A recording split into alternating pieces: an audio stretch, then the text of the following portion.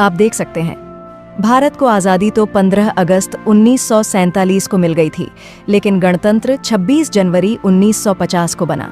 तब तक reserve bank प्रचलित करेंसी नोट ही जारी कर रहा था।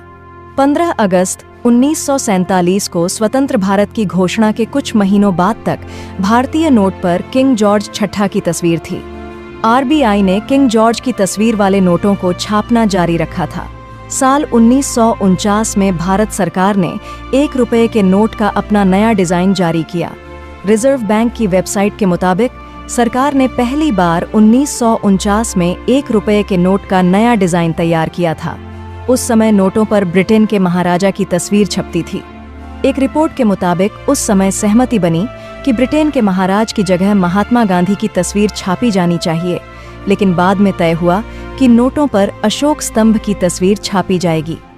इसी के साथ किंग जॉर्ज को सारनाथ में अशोक स्तंभ के शेर की राजधानी के प्रतीक से बदल दिया गया। उस समय आरबीआई संग्रहालय की वेबसाइट में बताया गया कि स्वतंत्र भारत के प्रतीकों को चुना जाना था।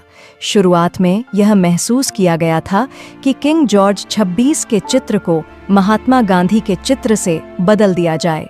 उस आशय के लिए डिजाइन तैयार किए गए थे।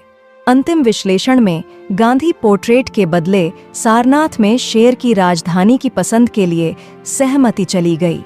नोटों का नया डिजाइन काफी हद तक पहले की तर्ज पर था।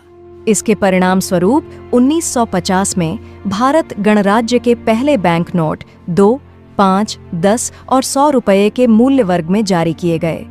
उन सभी पर शेर की राजधानी का वाटरमार्क था। इन वर्षों में उच्च मूल्य वर्गों के कानूनी टेंडर पेश किए गए। शुरुआती वर्षों में बाघ और सांभर, हिरण जैसे जीवों के रूपांकनों से 1970 के दशक में कृषि प्रयासों को दर्शाते हुए रूपांकनों तक, जैसे खेती और चाय की पत्तियों की तुड़ाई। 80 के दशक में ग्रीस के नोट जारी किए गए। 1 रुपये के नोट पर तेल का कुआं, 2 रुपये के नोट पर आर्यभट्ट के उपग्रह की तस्वीर, 5 रुपये के नोट पर ट्रैक्टर से खेत जोतता किसान और 10 रुपये के नोट पर कोणार्क मंदिर का चक्र, मोर और शालीमार गार्डन छापे गए। 1980 के दशक में वैज्ञानिक और तकनीकी प्रगति और भारतीय कला रूपों के प्रतीकों पर जोर दिया गया। ये वो दौर था जब अर्थव्यवस्था बढ़ रही थी और लोगों की खरीदारी करने की ताकत भी बढ़ रही थी। लिहाजा रिजर्व बैंक ने 500 रुपये का नोट जारी किया।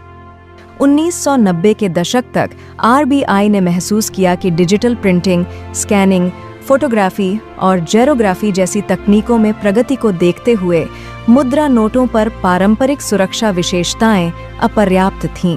कथित तौर पर यह